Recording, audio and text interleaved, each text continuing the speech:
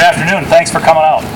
I'm very thrilled that there are this many people here with relatively short notice. Appreciate the opportunity to talk with you. For those of you who don't know, I always tell people I bring with me the best decision I ever made. This is my wife of 27 years, Rhonda.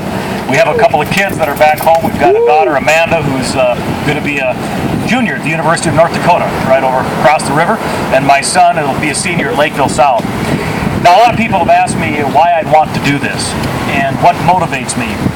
And there are a number of things.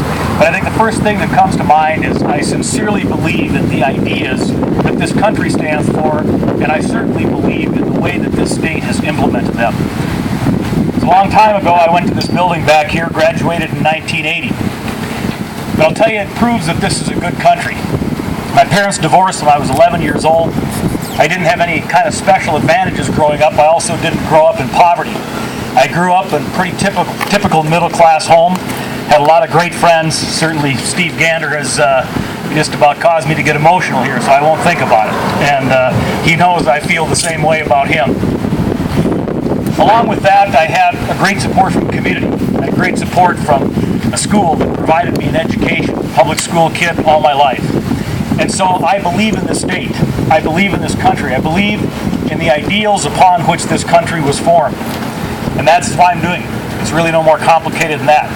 I thank God for this opportunity, and I appreciate the fact that I am not any more deserving of it than others, but I've been in the right place. That I believe that I can do this, and I believe that with your help, we're going to change what's going on here in Minnesota. For those of you who paid attention to the legislature, you know that in 2012 we lost the House, we lost the Senate, and we had a Democratic legislature to support the far-left policies of Governor Mark Dayton. Now, Governor Mark Dayton is a Twin Cities guy and a Washington guy. He's never lived in outstate Minnesota that I'm aware of, or as I like to call it, Greater Minnesota. That's what I try to tell him it ought to be called.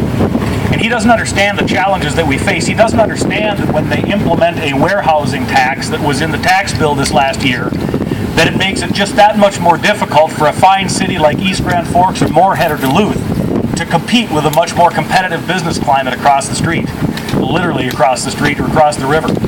And so we got to stop this, because the fact of the matter is that politics and governance should be about people. And people have the seeds of greatness within them, that if government stands out of their way and allows them to do the things that they believe in, that's how we structured a society that became the greatest economic engine in the history of the world in 100 years.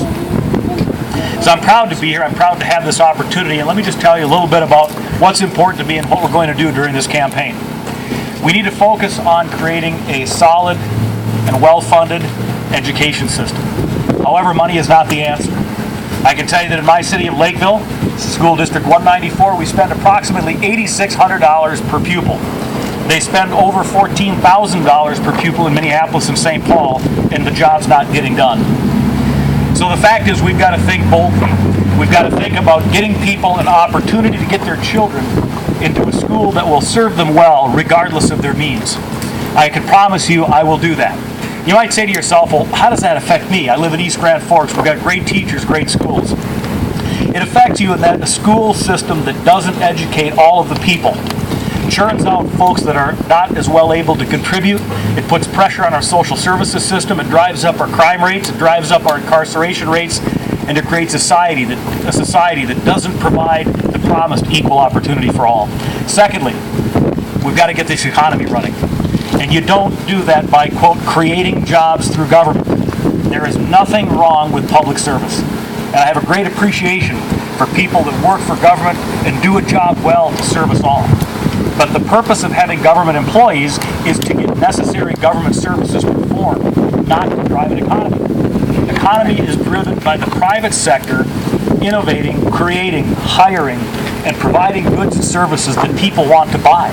And if we have an economy that does that, we will then have plenty of money to fund those public services that are within the proper purview of government.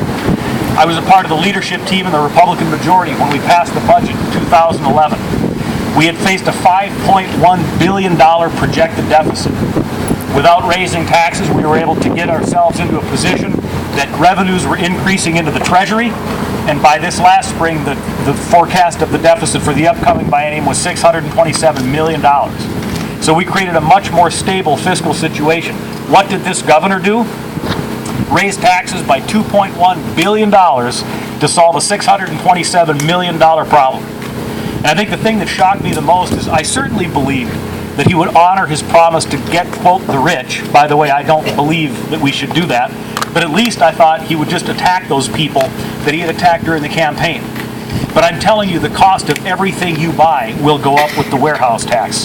The fact is, we are now the third or fourth, depending upon how you calculate it, highest income tax state in the nation.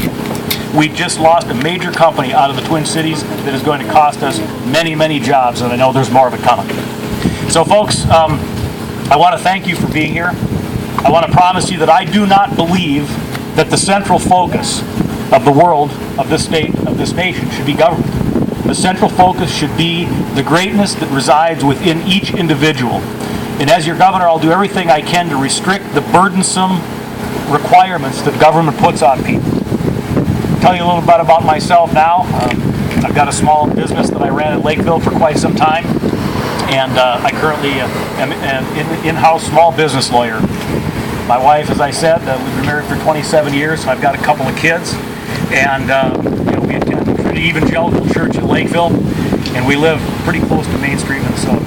So I think I understand what you're going through. We all live different lives, but many of us, most of us, almost all of us want the same thing.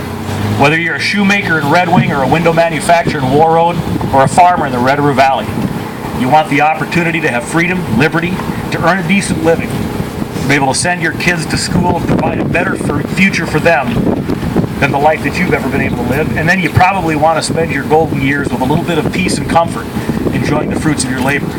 And to be the role of government is to facilitate that, not get in the way of it. Thanks so much for being here. This has been a great opportunity. I'll be around the rest of the weekend spending time with family, and then I've got, I believe, 4 or 5 media stops on the way back home on Monday, and then speaking to a group of the Twin Cities. You've got my word. I'll work as hard as I can to get this done, and I look forward to seeing you on the campaign trail. Thanks so much.